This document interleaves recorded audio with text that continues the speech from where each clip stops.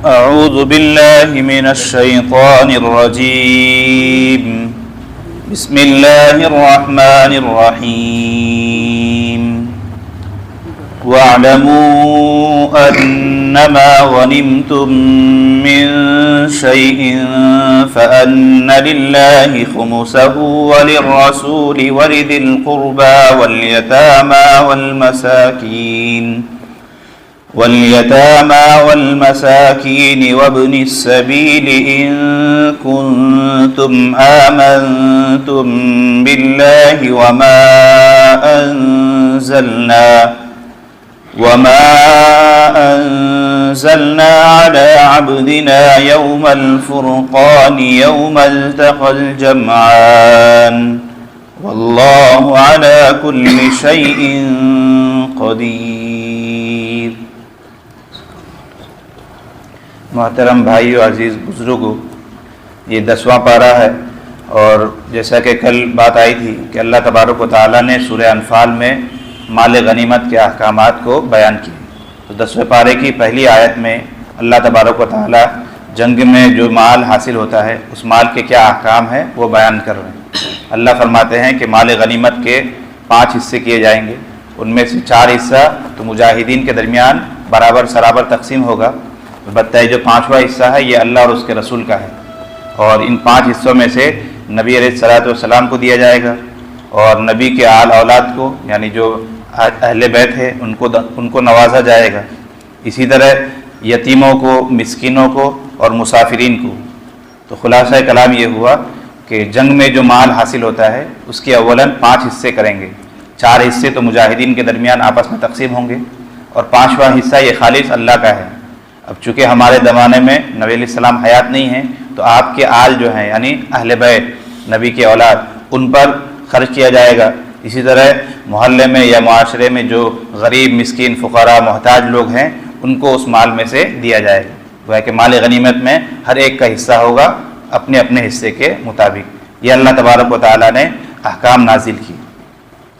اس کے بعد اللہ تبارک و تعالیٰ نے پھر جنگ بدر کے حالات کو مختلف انداز میں بیان کیا ہے۔ اللہ تعالیٰ فرماتے ہیں کہ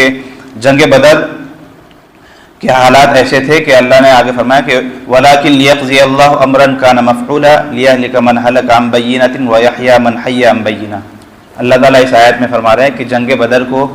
جو ہم نے جنگ کرایا یہ گویا کہ اللہ تبارک و تعالیٰ کی طرف سے ایک اٹل فیصلہ تھا، ورنہ مسلمان تو نکلے تھے صرف قافلے کو روکنے کے لیے،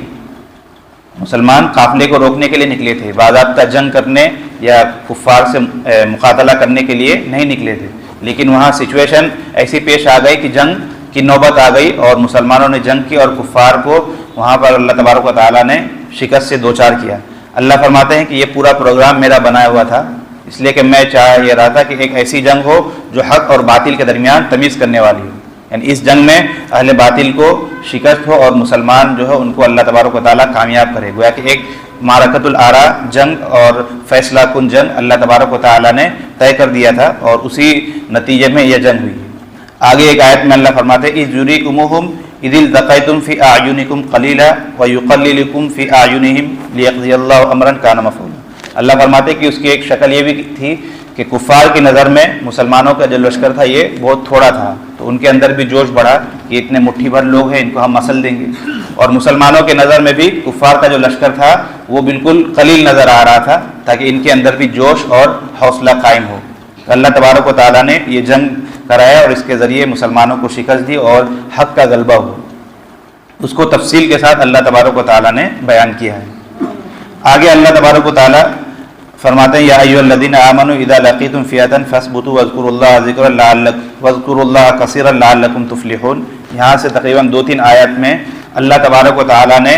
جنگ میں یا اسی طرح اللہ کی مدد حاصل کرنے کے 6 اصول بیان کیے ہیں۔ اللہ فرماتے ہیں کہ ان 6 اصولوں پر اگر تم قائم رہو گے تو اللہ کی مدد ہمیشہ تمہاری شامل حال رہے گی۔ پہلی چیز تو یہ کہ جب دشمن سے مقابلہ ہو تو تم ثابت قدم رہو، یعنی ڈٹے رہنا ہے، تبھی اللہ کی مدد نازل ہوگی۔ دوسرا کہ کثرت سے اللہ تبارک و تعالیٰ کا ذکر کرنا ہے، اور نمبر 3 وَأَطِیعُوا اللَّهَ وَرَسُولَهُ کہ اللہ اور اللہ کے رسول کی اطاعت کرنی ہے۔ جب تک ہم اطاعت کرتے رہیں گے اللہ کی مدد اترتی رہے گی۔ نمبر 4 وَلَا تَنَازَعُوا اور آپس میں اختلاف مت کرو، آپس میں جھگڑا اور اختلاف مت کرو، اتفاق اور اتحاد کے ساتھ زندگی گزارو۔ نمبر 5 وَاصْبِرُوا، اگر مزاج کے خلاف کبھی کوئی بات ہو جائے تو صبر کرو، صبر کے خلاف کوئی کام نہ کرو۔ اور نمبر 6 وَلَا تَكُونُوا كَالَّذِينَ خَرَجُوا مِن دِيَارِهِمْ بَطَرًا وَرِيَاءَ النَّاسِ، کہ کفار کی طرح تم ریا اور نمود نہ کرو، ریاکاری اور دکھلاوا تمہارے اندر نہ ہو۔ تو گویا کہ یہ 6 امور ہیں جس کی وجہ سے اللہ کی مدد اترتی ہے۔ پہلی چیز تو یہ ہے کہ ہم ثابت قدم رہیں، دین پر جمے رہیں۔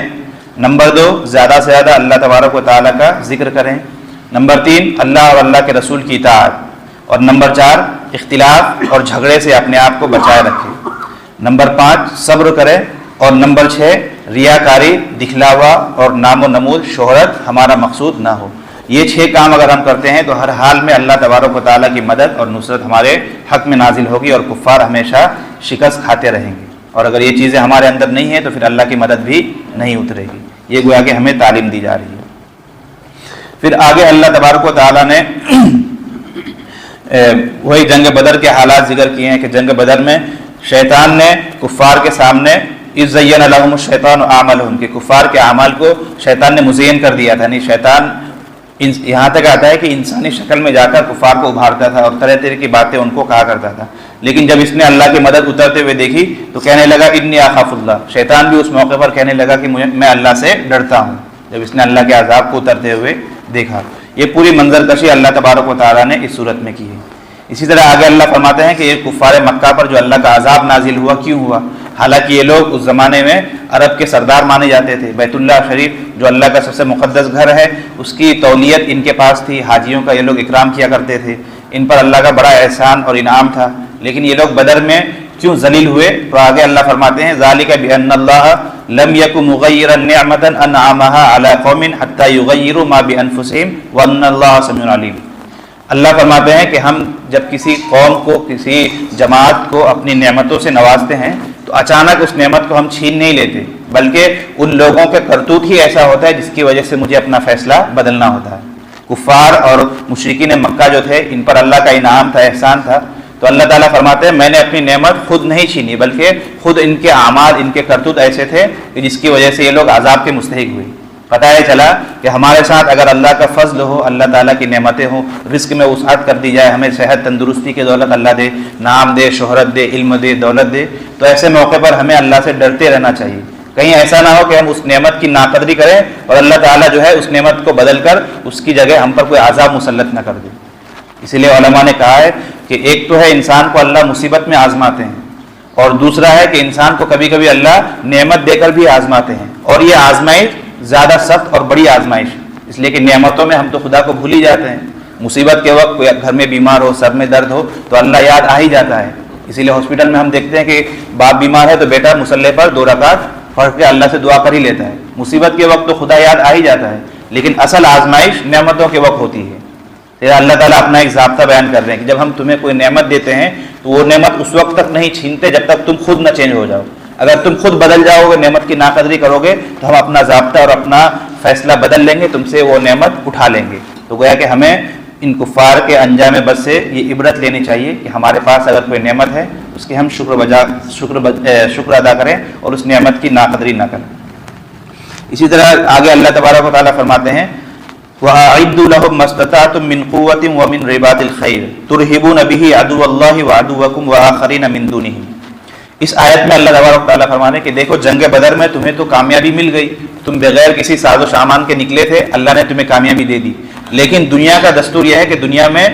عموماً کامیابی کے لیے کچھ نہ کچھ سامان، اسباب، وسائل چاہیے ہوتا ہے۔ لہذا اس آیت میں اللہ تعالیٰ قیامت تک آنے والے ہر زمانے اور ہر خطے کے مسلمانوں کو ایک کامیابی کا، ایک سکسیس کا، کامیابی کا ایک راز دے رہے ہیں کہ اگر تم کامیاب ہونا چاہتے ہو، اللہ اور اللہ کے دشمنوں کو تم بھگانا چاہتے ہو، دشمن پر اپنا دھاک بیٹھانا چاہتے ہو، تو تمہیں ایک کام کرنا ہوگا کہ وَأَعِدُّوا لَهُم مَّا اسْتَطَعْتُم مِّن قُوَّةٍ وَمِن رِّبَاطِ الْخَيْلِ، کہ دشمن کے خلاف تمہیں مادی طور پر، اسی طرح وسائل کے طور پر جو ہے مادی، عسکری اور روحانی تیاری پہلے سے کرنی ہوگی۔ دشمن کے مقابلے میں ہمیشہ پہلے سے مستعد اور تیار رہنا ہوگا۔ دشمن جس انداز میں آئے، جس میدان میں آئے، اسی قدر تمہاری تیاریاں ہونی چاہیے۔ جسے آج کے زمانے میں معاشی طور پر ہمارے اوپر حملہ کیا جا رہا ہے، طرح طرح کے اعلان ہوتے ہیں کہ ہمارے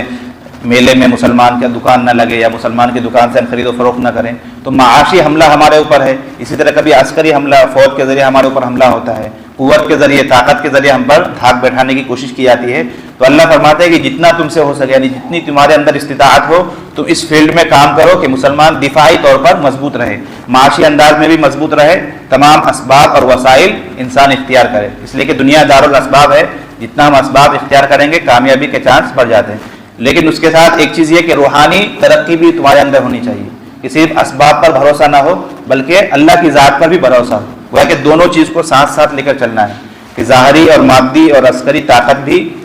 مہیا کرنی ہے اور اپنی روحانیت کو بھی طاقتور بنانا ہے۔ اس لیے کہ روحانی طاقت اگر ہمارے اندر نہیں ہوگی تو ہم بزدل ہو جائیں گے، پھر دشمن کا مقابلہ نہیں کر سکتے۔ روحانی قوت ہی وہ قوت ہے کہ جس کی وجہ سے ایک چھوٹا سا لشکر بڑے سے مجمع پر بھاری ہو جاتا ہے۔ آپ دیکھ رہے ہوں گے ویڈیو میں، کبھی ایک آدمی اللہ اکبر کا نعرہ بلند کرتا ہے اور یہ کرتا ہے تو کئی جو لوگ ہوتے ہیں بھاگ جاتے ہیں، تو یہ روحانیت کی وجہ سے ہوتا ہے۔ لہذا ہمیں روحانی قوت کا بھی یہ کرنا ہے، اور ظاہری اسباب جو ہیں یعنی طاقت اور قوت چاہے وہ کسی بھی اعتبار سے ہو،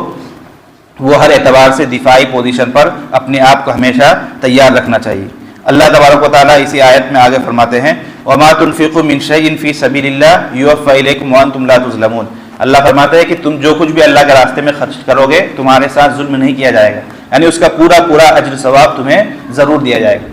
پتہ یہ چلا کہ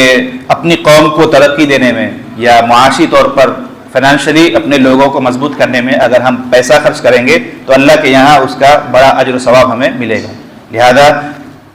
جس طرح اور بھی محنت ہوتی ہے، ایک محنت اس بارے میں بھی ہونی چاہیے کہ نوجوانوں کو روزگار پر کس طرح لگایا جائے، کیونکہ نوجوانوں کے پاس انرجی ہے، ہر کچھ ہے، لیکن ان کے پاس پیسہ نہیں ہے کہ جس کی وجہ سے وہ کاروبار کر سکیں۔ تو جو اہل ثروت ہے، جن کو اللہ تبارک و تعالیٰ نے نوازا ہے، ان کو اس بارے میں فکر کرنی چاہیے، اس لیے کہ ہندوستان میں ہمارا جو مستقبل ہے بہت خطرے میں ہم لوگ ہیں۔ اگر ہم معاشی طور پر خود کو مضبوط نہیں کریں گے، تعلیمی اعتبار سے خود کو مضبوط نہیں کریں گے تو آگے اس دیش میں گویا کہ ہم کو دوسرے درجے کا شہری بنا دیا جائے گا۔ اگر ہم یہ چاہتے ہیں کہ دیش ہمارے محتاج بن کر رہے، دیش کی ہم ضرورت بنے، تو معاشی طور پر اور تعلیمی میدان میں ہمیں آگے بڑھنا ہوگا۔ تو اس کے لیے مالداروں کو اللہ حکم دے رہے ہیں کہ جو کچھ بھی تم اللہ کے راستے میں خرچ کرو گے وہ تمہارا رہے گا اور ضائع نہیں جائے گا، اللہ تعالیٰ تمہارے ساتھ ظلم نہیں کرے گا بلکہ اس کا پورا پورا اجر و ثواب تم کو ملے گا، دنیا میں بھی اس کا پھل ملے گا اور آخرت میں جو ملنا ہے وہ تو اللہ کے یہاں ملے گا ہی۔ لہذا اس جانب بھی ہمیں توجہ دینی چاہیے۔ آگے اللہ تبارک و تعالیٰ فرماتے ہیں کہ دیکھیے جنگ میں کبھی کبھی صلح بھی کرنی پڑتی ہے، لہذا صلح کو کوئی یہ نہ سمجھے کہ ہم دب گئے۔ وَإِن جَنَحُوا لِلسَّلْمِ فَاجْنَحْ لَهَا وَتَوَكَّلْ عَلَى اللَّهِ، کہ اگر کبھی صلح مصلحت کے مطابق صلح کرنی پڑے تو انسان کو چاہیے کہ وہ صلح کر لے اور اللہ کی ذات پر بھروسہ کرے۔ خود نبی علیہ السلام نے بھی کئی مرتبہ صلح کیا ہے، صلح حدیبیہ کا واقعہ مشہور ہے۔ تو کبھی کبھی صلح یعنی ظاہراً جھک جانا بھی گویا کہ کامیابی کی ایک دلیل ہوتی ہے، لہذا آگے اللہ نے یہی حکم دیا ہے کہ کبھی اگر صلح کی نوبت آئے تو انسان صلح بھی کر لے۔ اس کے بعد اللہ تبارک و تعالیٰ نے جنگ بدر کے قیدیوں کے بارے میں حکم نازل کیا ہے کہ جنگ بدر کے جو قیدی ہوئے تھے ان کے بارے میں صحابہ میں اختلاف ہو گیا تھا کہ ان کو کیا کیا جائے۔ بعض لوگ کہتے تھے جیسے کہ صدیق اکبر وغیرہ کہ فدیہ لے کر ان کو چھوڑ دیں، لیکن حضرت عمر فاروق اور دوسرے صحابہ کی رائے یہ تھی کہ نہیں، ان کو قتل کیا جائے تاکہ ان کا زور ٹوٹے اور یہ لوگ پوری طرح کمزور ہو جائیں۔ تو اللہ تبارک و تعالیٰ فرماتے ہیں کہ لولا کتاب من اللہ سبق لمسکم فیما اخذتم عذاب عظیم،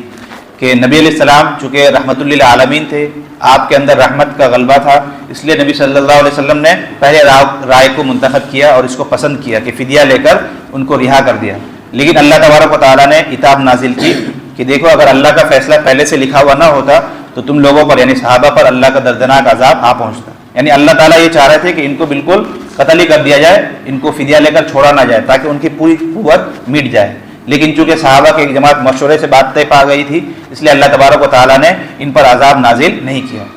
یہاں پر علماء نے لکھا ہے کہ دیکھیے ایک فیصلے پر جس پر تمام صحابہ اور نبی بھی متفق تھے لیکن اللہ کا عتاب نازل ہو رہا ہے، اس سے پتہ یہ چلا ہے کہ یہ قرآن حق ہے۔ اگر یہ بعض لوگ یہ کہتے ہیں کہ قرآن نبی صلی اللہ علیہ وسلم نے خود اپنی طرف سے لکھا ہے، اگر خدا نخواستہ یہ ہمارے نبی لکھتے تو اپنی ذات پر وہ عتاب یعنی اپنے بارے میں اتنا سخت کلام کبھی نہ لکھتے۔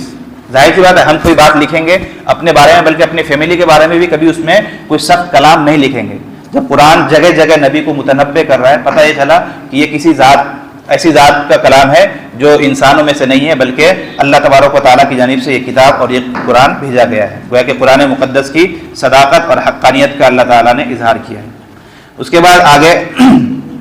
مہاجرین اور انصار کا ذکر ہے۔ اس صورت کے اختتام میں مہاجرین اور انصار کے اوصاف اللہ تبارک و تعالیٰ بیان کر رہے ہیں۔ ان الذین آمنوا وہاجروا وجاہدوا فی سبیل اللہ والذین آووا ونصروا اولئک هم المؤمنون حقا لهم مغفرۃ ورزق کریم، کہ جو لوگ ایمان لائے، ہجرت کی اور اللہ کے راستے میں جہاد کی، اور وہ لوگ جنہوں نے مدد کی، نصرت کی، ان کو ٹھکانہ دیا، تو یہی لوگ مومن ہیں، سچے مومن ہیں، اور ان کے لیے مغفرت ہے اور رزق کریم ہے۔ یہاں سے مہاجرین اور انصار کا ذکر اللہ نے کیا کہ مہاجرین نے گھر بار چھوڑا اور انصار نے ایثار کیا کہ اپنی آدھی دولت، آدھا سب کچھ مہاجرین پر انہوں نے قربان کر دیا۔ سورہ انفال کی ابتدا بھی جہاد سے ہوئی تھی، اور اس کی جو اختتام ہے یہ بھی ہجرت اور نصرت پر ہو رہی ہے۔ تو گویا کہ اللہ تبارک و تعالیٰ نے شروع اور اختتام دونوں میں بتلا دیا کہ اصل کامیابی اسی میں ہے کہ انسان اللہ کے راستے میں جد و جہد کرے اور ایثار کا مظاہرہ کرے، مدد کرے، ہجرت کرے اور نصرت کرے۔ انہی چیزوں میں اللہ تبارک و تعالیٰ نے ہماری کامیابی مضمر رکھی ہے۔ اس کے بعد اگلی صورت ہے سورہ توبہ۔ اس صورت کو سورہ توبہ اس لیے کہتے ہیں کہ تبوک مشہور واقعہ ہے، غزوہ تبوک میں کچھ صحابہ جو ہے پیچھے رہ گئے تھے، تو اللہ تبارک و تعالیٰ نے ان کی توبہ قبول کی تھی 50 دن کے بائیکاٹ کے بعد۔ مشہور واقعہ ہے، فضائل اعمال میں ہم لوگ سنتے ہیں۔ اس واقعے کا چونکہ اس صورت میں ذکر ہے، اس لیے اس کا نام سورہ توبہ ہے۔ اس صورت کا دوسرا نام سورہ برات بھی ہے، جیسا کہ پہلا ہی لفظ ہے براۃ، چونکہ اس صورت میں اللہ تبارک و تعالیٰ نے کفار اور مشرکین سے برات کا اظہار کیا ہے۔ کفار کے ساتھ جو بھی عہد معاہدہ تھا، اللہ نے اس عہد معاہدہ سے بالکل برات کا اعلان کیا ہے، اسی لیے اس کو سورہ برات بھی کہا جاتا ہے۔ اس کا ایک تیسرا بھی نام ہے، وہ ابھی آگے آئے گا۔ تو یہ سورہ برات ہے۔ اس صورت میں بنیادی طور پر دو مضامین چلیں گے ساتھ ساتھ۔ ایک تو یہ کہ اللہ تبارک و تعالیٰ نے کفار کے ساتھ، اسی طرح اہل کتاب یہود اور نصارہ کے ساتھ ان کی شرارت اور بدمعاشیوں کی وجہ سے جہاد کرنے کا حکم دیا ہے۔ اور دوسرا اور بنیادی جو اس میں ہے کہ اس میں غزوہ تبوک کی تفصیل ہے اور منافقین اور اہل ایمان کے اوصاف بیان کیے گئے ہیں۔ یعنی اللہ تبارک و تعالیٰ نے منافقین کے اوصاف کو اور ان کے جو کرتوت ہے اور ان کے جو کارنامے ہیں اس کو کھول کر اس صورت میں اللہ نے بیان کیا ہے۔ تو سب سے پہلی جو آیت شروع ہو رہی ہے براۃ من اللہ ورسولہ الی الذین عاہدتم من المشرکین، یہاں سے تقریباً 4-5 آیتوں میں اللہ تبارک و تعالیٰ نے مشرکین کے بارے میں 4 احکام نازل کیے۔ اور یہ آیتیں اور یہ سورت جو نازل ہوئی ہے سن 9 ہجری میں، یعنی فتح مکہ کے بعد نازل ہوئی ہے۔ فتح مکہ ہونے کے بعد، مکہ اسلام اور مسلمانوں کے کنٹرول میں آنے کے بعد، وہاں کچھ لوگ پھر بھی مشرکین باقی تھے، جو لوگ ایمان پر اسلام پر نہیں تھے، ان کے ساتھ کسی کے ساتھ امن معاہدہ تھا اور کسی کے ساتھ نہیں تھا، لیکن سارے لوگ رہ رہے تھے۔ لیکن جب پورے عرب میں اسلام کا غلبہ ہو گیا تو اللہ تبارک و تعالیٰ نے یہ احکامات نازل کیے ہیں، اور لہذا 4 قسم کے احکامات اللہ تبارک و تعالیٰ نے نازل کیے ہیں۔ پہلا حکم تو یہ ہے کہ مکہ میں وہ لوگ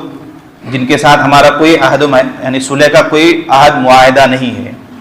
وہ، اور نمبر 2 وہ لوگ جن کے ساتھ عہد اور معاہدہ ہے لیکن اس کی کوئی مدت متعین نہیں ہے کہ کب تک ان کے ساتھ ہم امن کے ساتھ رہیں گے۔ دونوں قسم کے گروہوں کے بارے میں اللہ تبارک و تعالیٰ حکم دے رہے ہیں کہ ان کو 4 مہینے کی مہلت دی جائے کہ یہ لوگ مکہ اور عرب کی سرزمین چھوڑ کر باہر چلے جائیں۔ پہلا تو یہ کہا کہ یہ لوگ یا تو اسلام میں آ جائے یا مکہ چھوڑ کر باہر چلے جائیں، اگر یہ لوگ نہیں جائیں گے تو پھر ان کے ساتھ قتال ہوگا۔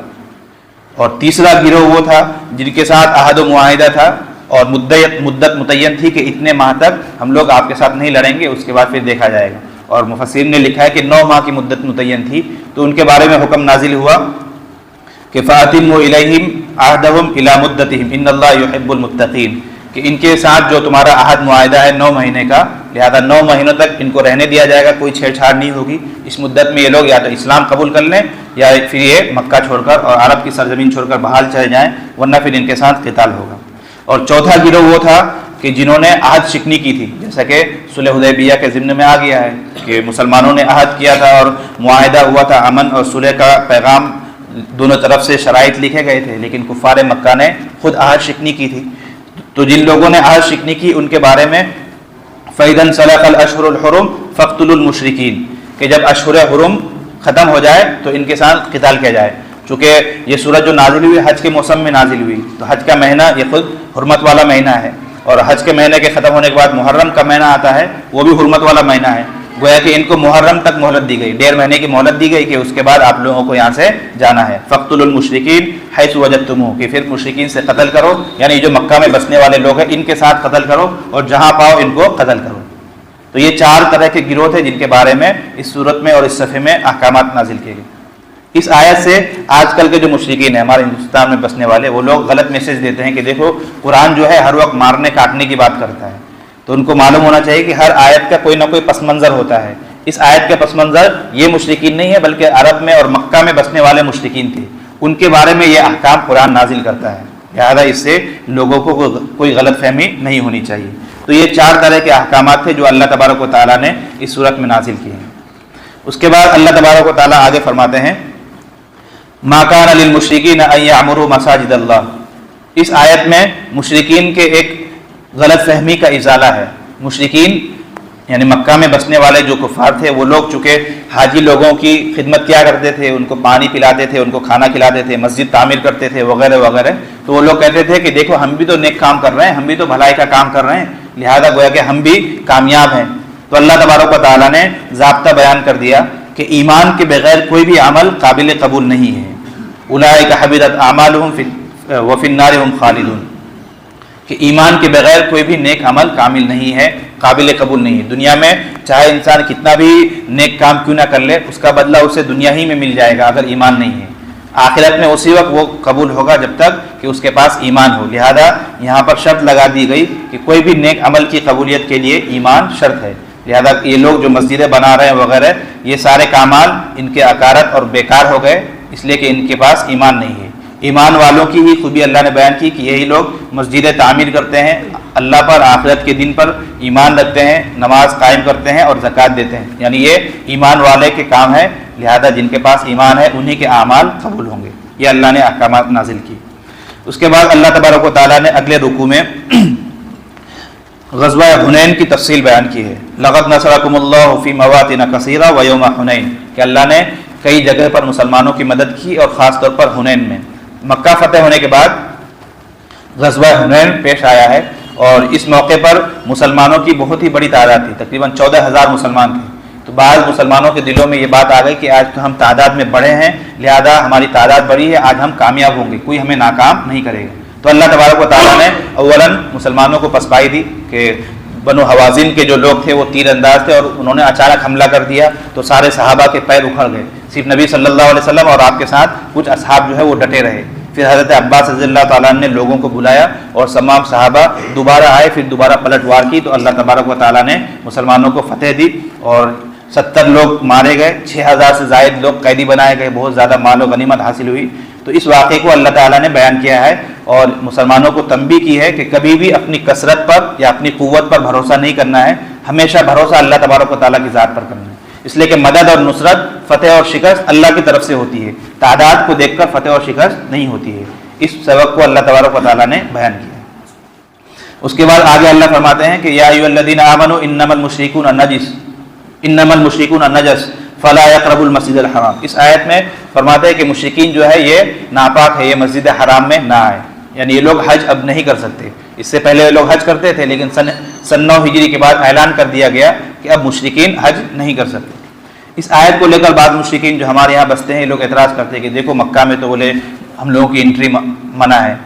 تو یاد رکھیے کہ اللہ تبارک و تعالیٰ نے کہا کہ مشرکین نجیس ہیں، لہذا یہاں داخل نہیں ہو سکتے۔ مکہ میں داخلے کے لیے ایمان کا کارڈ ہونا ضروری ہے۔ آج بھی دنیا میں بہت ساری جگہ ہیں جہاں پر بغیر کارڈ کے ہمیں انٹری نہیں ملتی۔ مثال کے طور پر بہت سارے پارک ہیں یا بہت ساری تاریخی جگہ ہیں، خود ہمارا پارلیمنٹ ہے، وہاں ہر آدمی تھوڑا نہ جا سکتا ہے، جس کے پاس کارڈ ہوگا، پاس ہوگا، وہی جاتا ہے۔ تو اللہ تبارک و تعالیٰ نے بھی مکہ میں اور حرم میں داخلے کے لیے ایک پاس بنا دیا ہے کہ جس کے پاس ایمان والا پاس ہوگا وہی جائے گا۔ ہم ان کو کہتے ہیں کہ تمہیں اتنا ہی شوق ہے جانے کا، ایمان والا پاس بنا لو، خود بخود ہم لے جائیں گے، ہم خود لے جائیں گے تم کو۔ لہذا جو لوگ اعتراض کرتے ہیں کہ بولے مکہ میں ہماری انٹری نہیں ہے، تو ان کو کہیں گے کہ تمہارے پاس وہ پاس ہی نہیں ہے۔ جب وہ تم پاس بنا لو گے یعنی ایمان قبول کر لو گے تو ہر آدمی تمہیں وہاں پر انٹری دے دے گا۔ تو یہ اسلام پر خواہ مخواہ کے ان کے اعتراضات ہیں۔ آگے اللہ تعالیٰ نے اہل کتاب سے قتال کا حکم دیا ہے کہ اہل کتاب یعنی یہود و نصارہ جو ہیں، قبیلہ بنو قینقاع اور دوسرے جو قبائل تھے یہود کے، ان لوگوں کی شرارت کی وجہ سے اللہ تبارک و تعالیٰ نے مسلمانوں کو حکم دیا کہ یہ لوگ چونکہ اللہ پر ایمان نہیں رکھتے، آخرت پر ایمان نہیں رکھتے، اللہ کی حرام کی ہوئی چیزوں کو یہ لوگ حرام نہیں سمجھتے اور رسول کی حرام کی ہوئی چیزوں کو حرام نہیں سمجھتے، اسی طرح دین حق کو یہ لوگ اختیار نہیں کر سکتے، اسی لیے ان لوگوں کے ساتھ تم بھی قتال کرو یہاں تک کہ یہ لوگ ذلیل ہو کر جزیہ نہ دینے لگے۔ گویا کہ اس آیت میں اہل کتاب کے ساتھ بھی قتال کرنے کا اور جہاد کرنے کا اللہ تبارک و تعالیٰ نے حکم دیا، اور تقریباً 20 آیات میں اہل کتاب کی نافرمانیوں کو اللہ نے بیان کیا ہے کہ یہود کافر اس لیے ہیں کہ انہوں نے حضرت عزیر علیہ السلام جو ایک نبی تھے ان کو خدا کا بیٹا بنا لیا، نصارہ نے حضرت عیسیٰ علیہ السلام کو خدا کا بیٹا بنا لیا، اس کے علاوہ ان کے جو علماء تھے احبار اور رہبان، یعنی ان کے جو مذہبی پیشوا تھے، انہوں نے دین کو بیچا، دین میں تحریف کی، تو ان کی یہ خرابیاں تھیں جس کی وجہ سے قرآن نے یہ احکامات نازل کیے۔ آگے اللہ تبارک و تعالیٰ نے ایک آیت میں فرمایا والذین یکنزون الذهب والفضة ولا ينفقونها فی سبیل اللہ، کہ جو لوگ سونا اور چاندی جمع کرتے ہیں اور اس کو اللہ کے راستے میں خرچ نہیں کرتے، فبشرهم بعذاب علیم، تو ان کو دردناک عذاب کی خوشخبری سنا دو۔ اس آیت میں وعید ہے ان لوگوں کے لیے جو زکوٰۃ ادا نہیں کرتے، یعنی مال کا جو واجبی حق ہے وہ واجبی حق ادا نہیں کرتے تو ان کو اللہ تعالیٰ دردناک عذاب دیں گے۔ اگلی آیت میں اس عذاب کا ذکر بھی ہے، عذاب کیا ہوگا؟ یہ سونا اور چاندی کو اللہ پگھلا دیں گے اور پگھلا کر اس انسان کے چہرے میں، اس طرح اس کے پہلو میں اور پیٹھ میں اللہ تعالیٰ جو ہے داغیں گے، تو یہ اس طرح ان کو دردناک عذاب دیا جائے گا۔ تو پتہ یہ چلا کہ ہمارے پاس جو مال ہے اس کا جو بھی واجبی حق بنتا ہے وہ اللہ کے راستے میں ضرور نکالنا چاہیے، مال کو گن گن کر جمع کر کے نہیں رکھنا چاہیے۔ آگے اللہ تبارک و تعالیٰ نے یہود اور نصارہ کے یہ احکامات بیان کیے ہیں، اور اس کے بعد آگے تقریباً سورت کے اخیر تک اللہ تبارک و تعالیٰ نے غزوہ تبوک کے حالات بیان کیے ہیں۔ یا ایھا الذین آمنوا ما لکم اذا قیل لکم انفروا فی سبیل اللہ اثاقلتم الی الارض، یہاں سے لے کر تقریباً اخیر تک غزوہ تبوک کے حالات بیان کیے ہیں۔ غزوہ تبوک ہم تمام کو معلوم ہے کہ نبی صلی اللہ علیہ وسلم کی زندگی کا آخری غزوہ ہے اور اسلام کا سب سے مشکل ترین غزوہ ہے، اس لیے کہ جب آپ حنین اور مکہ فتح کر کے فارغ ہوئے تو آپ کو خبر ہوئی کہ اس زمانے کا جو سپر پاور تھا روم، اس نے گویا کہ ایک لشکر تیار کیا اور مسلمانوں کو ختم کرنے کے لیے وہ آنے والا ہے، تو نبی نے یہ حکم دیا کہ ہم لوگ وہ کیا آئیں گے، ہم ہی گویا کہ جا کر ان کا مقابلہ کریں، اور تقریباً 30,000 کا لشکر لے کر آپ مکہ سے مدینہ سے نکلے، اور یہی وہ جنگ ہے جس میں صحابہ کرام نے اپنا سب کچھ قربان کر دیا۔ حضرت صدیق اکبر نے اپنے گھر کا پورا خزانہ ہر چیز لا کر رکھ دیا، حضرت عمر فاروق نے آدھا خزانہ، اور دیگر صحابہ نے، لیکن کچھ صحابہ وہ تھے جو اپنی کمزوری کی وجہ سے پیچھے رہ گئے تھے۔ اور اس صورت میں منافقین کا تفصیل کے ساتھ ذکر ہے کہ جو غزوہ تبوک ہے اس میں اکثر پیچھے رہ جانے والے منافقین ہی تھے، اس لیے کہ غزوہ گرمی کے زمانے میں تھا اور اس وقت مدینہ کے اندر جو کھجور پکنے کا زمانہ تھا، ان لوگوں کی پورے ان کی معیشت کا دار و مدار کھجور پر ہی تھا، کھجور بالکل پکنے کو تیار تھا کہ اگر جنگ میں جائیں گے تو پھر ہماری فصل کا کیا ہوگا، تو یہ بہت ہی سخت جنگ تھا، اور اس کے ذریعے اللہ تعالیٰ نے اہل ایمان اور اہل نفاق یعنی منافقین کے درمیان فرق کر دیا، اور منافقین کے ایسے اوصاف بیان کر دیے کہ اس سے پہلے منافقین اپنے آپ کو ظاہراً مسلمان کہتے تھے اور لوگ پہچان بھی نہیں پاتے تھے، اس لیے کہ وہ لوگ بھی نماز پڑھ رہے ہیں، ہر کچھ کر رہے ہیں، پہچانا ہی نہیں جاتا تھا، لیکن اس صورت میں اللہ تعالیٰ نے کھول کھول کر ایک ایک نشانی بیان کر دی کہ جس کی وجہ سے معاشرے میں جتنے منافق لوگ تھے سب کا پول کھول گیا اور سب کے اوپر سے پردہ ہٹ گیا، لہذا منافقین بالکل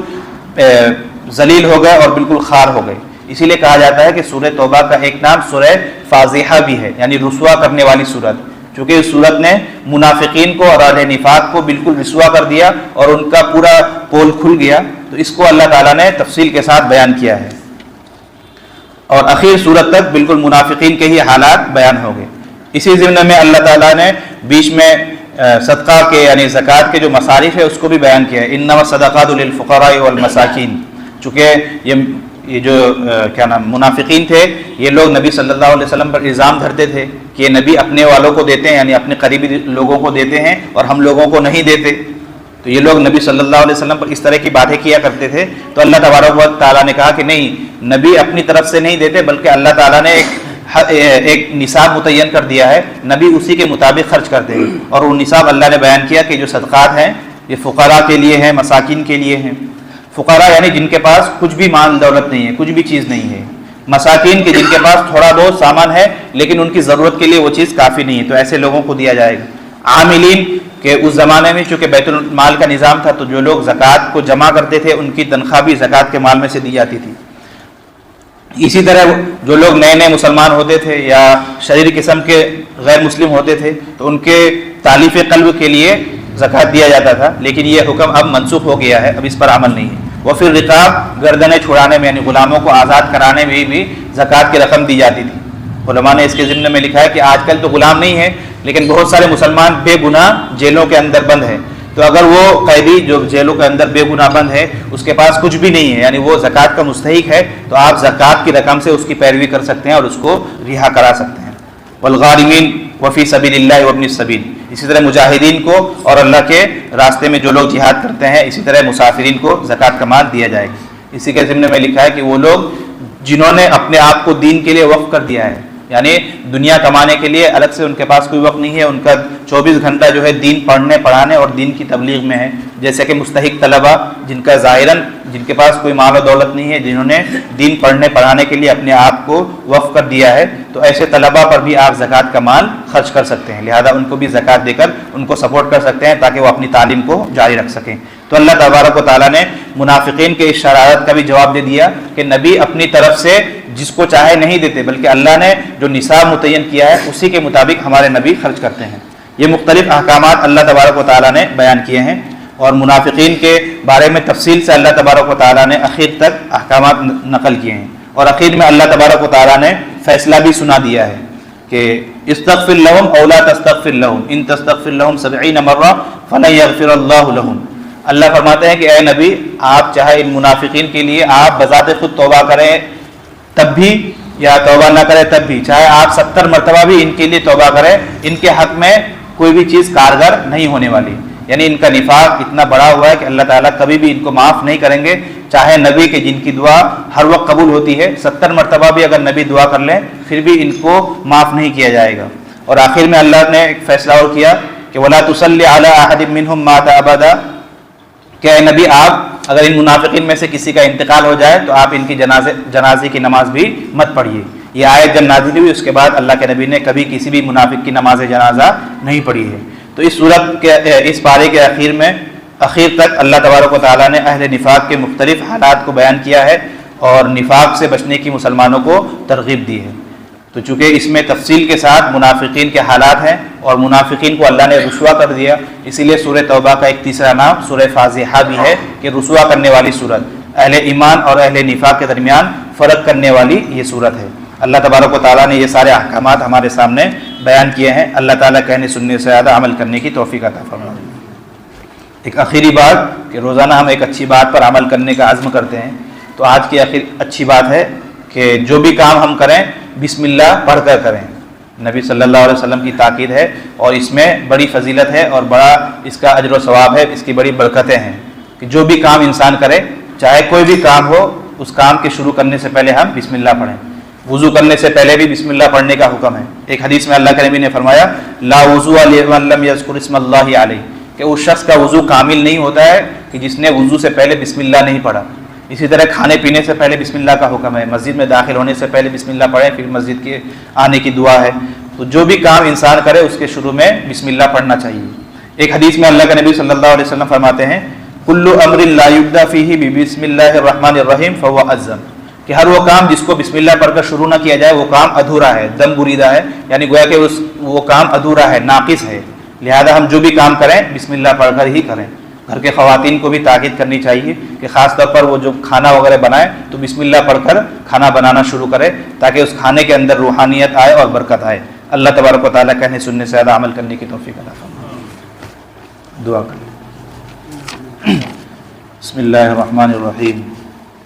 الحمد للہ رب العالمین، اللہم لا احصی ثناء علیک انت کما اثنیت علی نفسک، ربنا آتنا فی الدنیا حسنہ وفی الآخرۃ حسنہ وقنا عذاب النار۔ الہ العالمین ہم تمام کے اعمال کو قبول فرما۔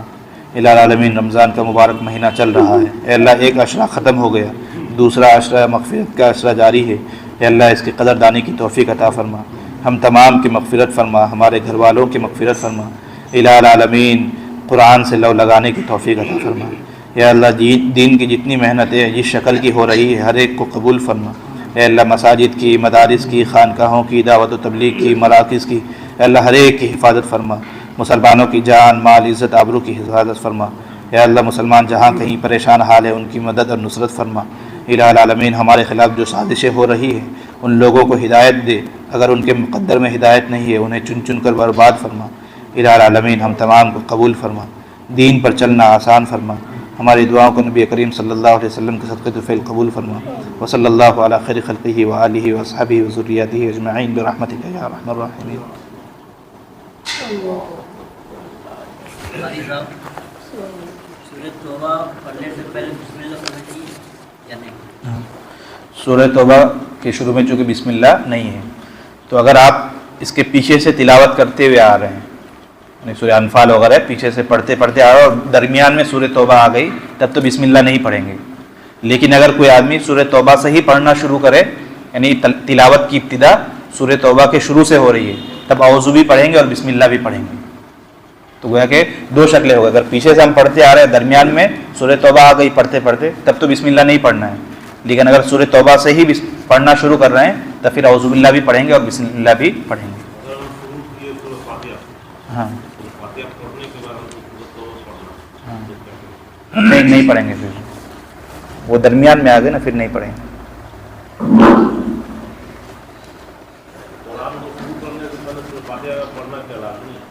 نہیں لازمی تو نہیں، البتہ تبرک کے لیے پڑھ لے تو کوئی بات نہیں.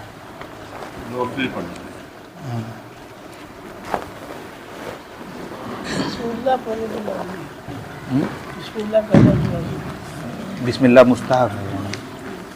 اعوذ باللہ بسم اللہ تلاوت سے پہلے مستحب ہے، پڑھنا چاہیے. جیسے ہم لوگ کو کسی عالم سے ہی سنے ہیں کہ قرآن کی جب بھی تلاوت کرے تو سورہ فاتحہ کو پڑھ کے شروع کرے. ہاں مطلب پڑھ لے تو اچھی بات ہے، لیکن کوئی ضروری نہیں ہے کہ مطلب پڑھنا ہی ہوگا. یعنی قرآن کے تلاوت سے پہلے اعوذ باللہ اور بسم اللہ یہ دو عمل سے مستحب ہے کہ اعوذ باللہ اور بسم اللہ پڑھنا ہے. اس کے علاوہ ہاں وہ اپنی نظر پڑتی ہے اوپر. صورت تقوی پڑھتی ہے، ایک بار دو بار تین بار ایک ہی صورت کو پڑھ رہے ہیں. ہاں